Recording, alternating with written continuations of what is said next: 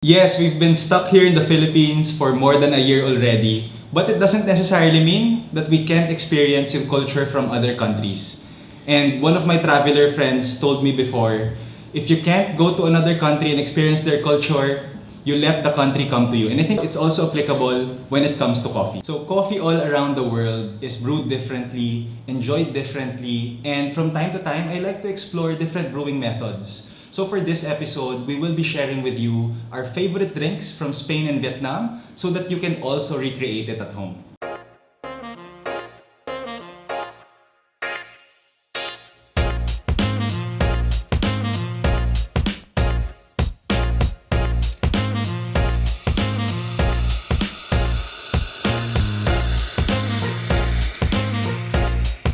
So ako, yung favorite drink ko in the morning is Spanish Latte. And I started asking myself, is there a reason why it's called Spanish Latte? And if there's a story behind the Spanish Latte, of course we will also find out the story about sa Vietnamese Latte. We know that they both use condensed milk, and that's what we are going to find out for today. So I really enjoy yung Spanish coffee. There's this nice delicate balance between yung strong kick ng coffee, smoothness ng milk, and yung sweetness ng condensed milk. So being Filipino, I think mahilig talaga tayo sa matamis. So Spanish latte or cafe con leche in the traditional sense is really just espresso, equal parts ng milk, and then you simply add your choice of sweetener, either condensed milk or sugar. It's enjoyed not only in Spain but also in other Hispanic countries like Latin America and of course dito sa Philippines. So as far as I know, there's no strict rule in terms of how you can prepare your Spanish latte. Make it hot, you can make it cold, you can texture the milk depending on your preference, and of course iba-iba rin yung amount of sweetness that we want in our cup of coffee. And I think that's the good thing about it. You can always experiment based on what you prefer.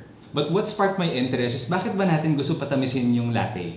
So for that, we need to take a peek into the coffee culture sa Spain. So if bibili ka ng coffee sa supermarket sa Spain, makikita mo yung mga labels doon nakalagay mezcla. Or in English, ang ibig sabihin nun is mixed. And even sa mga local coffee shops, you'd notice na sinaserve din yon. So if matatry niyo yung coffee sa Spain, yung taste niya is very strong, bitter, and medyo leathery yung flavor. And it turns out, it can all be traced to one word. He said, ask him. Which is torrefacto. Traditionally, yung mga Spaniards, merong distinct method of roasting their beans. And yung tawag doon is torrefacto. So simply put, nag-a-add lang sila ng sugar towards the end ng roasting process. And as a result, nagiging shiny yung coating ng beans. But in terms of taste, nagiging lasang bitter and burnt. And nawawala na rin yung natural flavors ng beans. So bakit ba nila ginagawa yung ganitong roasting process? So here's the part naman na magpe-pretend ako na history teacher. So, 1, 2, 3. So here's the part where I will pretend to be a history teacher. Empezamos el video sobre torrefacto.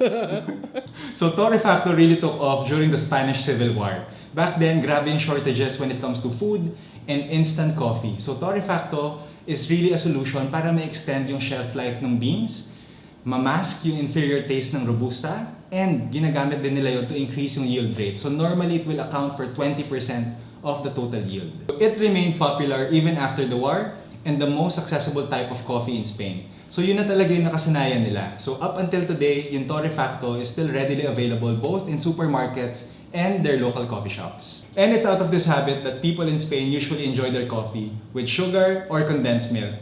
More coffee? Here's sugar. No, thank you. So interesting lang din to note, di ba, na even if sugar glazed beans na siya, nagdadagdag pa sila ng sugar. So some people might say na hindi masarap yung torrefacto na beans, but for me, yun yung na-enjoy ng mga Spaniards eh. And I find it really interesting and I get to appreciate my cup of Spanish latte even more. So baka tanongin niyo naman ako, babes, anong connection ng Spanish latte and Vietnamese latte?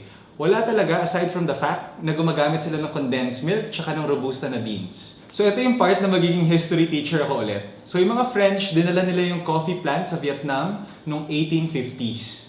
So sobrang swerte ng Vietnam. During the World War II and nung Vietnam War, yung demands for instant coffee sobrang nag-skyrocket. And yung main bean variety na gamit for instant coffee is Robusta, which has become the rock star. So unlike yung Arabica beans, which is more flavorful and for me mas masarap, yung Robusta naman is stronger in terms of taste, higher in caffeine content, and much more importantly, it's less prone sa mga diseases that could easily wipe out an entire coffee plantation. So fast forward today, Vietnam is the world's second largest producer ng coffee beans globally, and 97% of that is coming from Robusta beans. So dahil sa tapang ng Robusta, condensed milk became a popular choice sa paggawa ng coffee.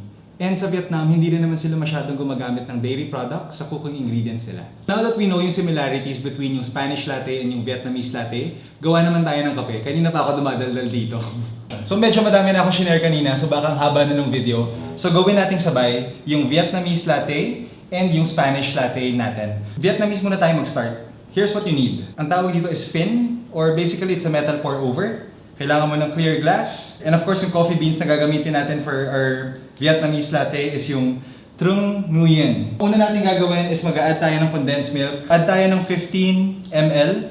And pwede mo naman dagdagan depending on your preference. Pero ako hindi ko naman gusto ng sobrang tamis. So 15 ml lang normally yung ginagawa ko.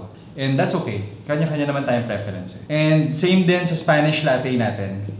So yung Vietnamese latte naman, so easy to do. Kunin mo lang yung metal pour over mo. Coffee grounds. So ako, naamoy ko super bango.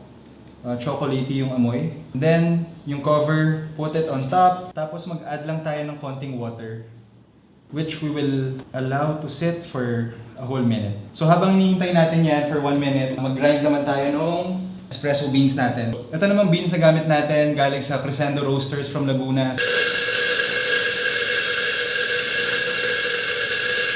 Pagpas na ng 1 minute, pwede na natin dagdagan ng around 150 grams ng tubig. Yung sa Viet Latte, hinahayaan lang natin mag-drip using yung pour over natin na metal. Ito namang sa Spanish Latte, normally I do it using espresso shot.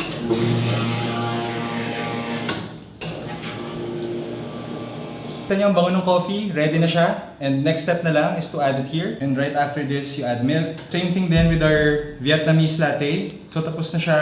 It's been more than 5 minutes. Last step na lang is to add ice and mix it after. So, naka-ready na yung Viet Latte natin and yung Spanish Latte. So, in terms of ratio, we've used 20 grams ng coffee. Yung grind size niya is similar to your French press. 15 ml ng condensed milk. And then, of course, around 150 ml ng water. Sa Spanish Latte naman, 34 grams ng espresso shot. Nag-add din tayo ng 15 ml ng condensed milk. And then, around 70 ml ng milk. And then, yung last step na lang is to add ice. And there we go. So, meron ka ng Viet Latte, Spanish latte in less than 10 minutes. Okay, sis, tikman mo. Anong mas preferred mo? Okay, don't tell me which one is which. Okay, I'll taste this first. So this looks like it's Vietnamese because there's no milk. The color is really dark as you can see. Oh, I mean there's milk pala kasi there's condensed milk. But there's no full cream milk. So the color is like that but then. And then this one, that's really good. If you like more of the bitter tasting coffee, or if you like to taste, paano ba? Kung gusto mo pa rin nangingibabaw yung coffee taste. Pasado. But this one, this is what I prefer. This is what he makes me every day. Yeah. So there's full cream milk in here. It tastes better actually. My favorite kasi from before when we used to work pa in Makati is Wildflower Vietnamese Latte. And apparently it's not Vietnamese Latte, correct? They're making it like a Spanish latte kasi na-memorize ko na yung formulation ng Wildflower because I always ask their barista to lessen the condensed milk kasi they use around 60 ml of the condensed milk plus a what do you call yung milk na 3.5%? Is it full cream pa din? So yeah, it's a full cream milk. So I always ask for the lighter option kasi sobrang sa calories. But this one, that's what he makes me every day. So I like it better. It's less sweet. You can still taste the coffee and then just the right amount of milk. So guys, let me... Siya na lang. Sama ka na? Huwag na ganyan. Huwag na ganyan.